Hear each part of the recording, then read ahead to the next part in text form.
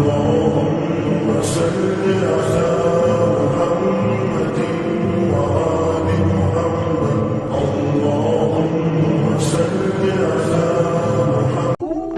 اللہ الرحمن الرحیم۔ شروع اللہ کے نام سے جو بڑا مہربان نہایت رحم کرنے والا ہے۔ السلام علیکم پیارے دوستوں، آپ سب سے گزارش ہے کہ چینل نیا ہے، چینل کو لازمی سبسکرائب کریں اور ویڈیو کو لازمی لائک کریں۔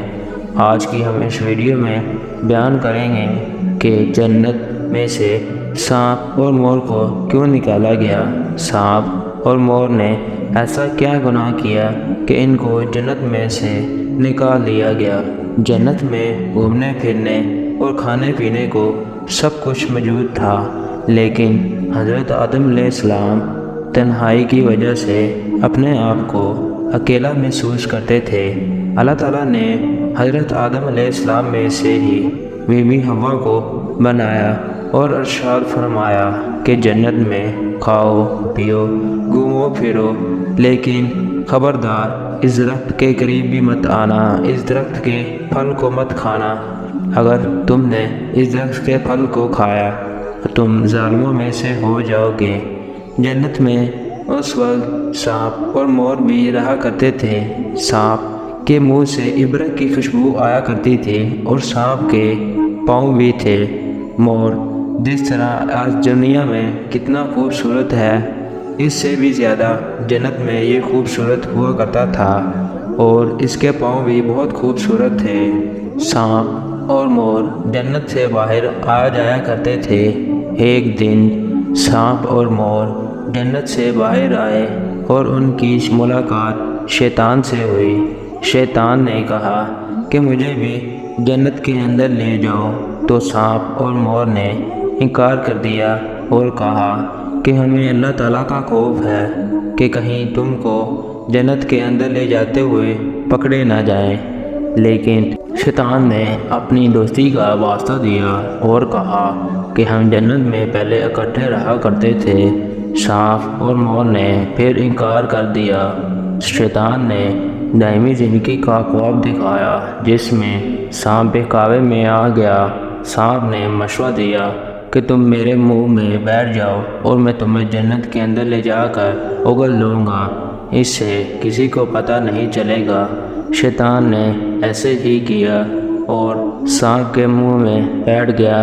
سانپ اور مور نے جنت کے اندر لے جا کر شیطان کو اگل لیا، جس سے شیطان جنت کے اندر داخل ہونے میں کامیاب ہو گیا۔ شیطان نے حضرت آدم اور اماں حوا سے ملاقات کی اور انہیں کہا کہ میں تمہارا خیر خواہ ہوں، تم اس پھل کو کیوں نہیں کھا رہے؟ حضرت آدم علیہ السلام نے کہا کہ ہم اس پھل کو نہیں کھا سکتے، کیونکہ ہمیں اللہ تعالیٰ کا خوف ہے اور ہمیں اللہ تعالیٰ کا حکم ہے کہ اس کو نہیں کھایا جائے، اس لیے ہم نہیں کھا سکتے۔ شیطان چلا گیا۔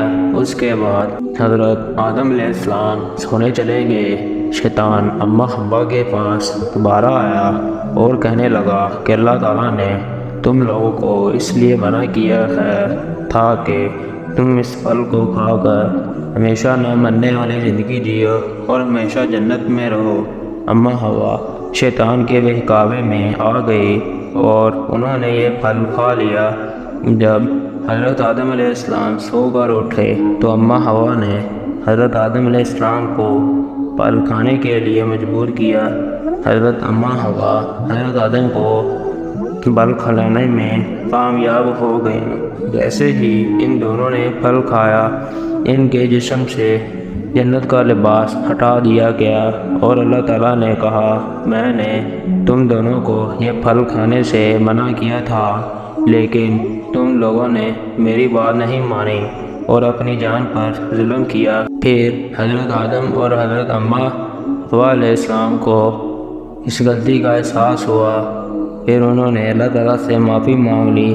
اللہ تعالیٰ نے معاف کر دیا اور دونوں کو جنت میں سے نکال کر دنیا میں بھیج دیا اور فرمایا کہ تم ایک خاص وقت تک اس میں رہو گے، اور شیطان کو جنت کے اندر داخل کرنے کی مدد میں اللہ تعالیٰ نے سانپ اور مور کو سزا دی۔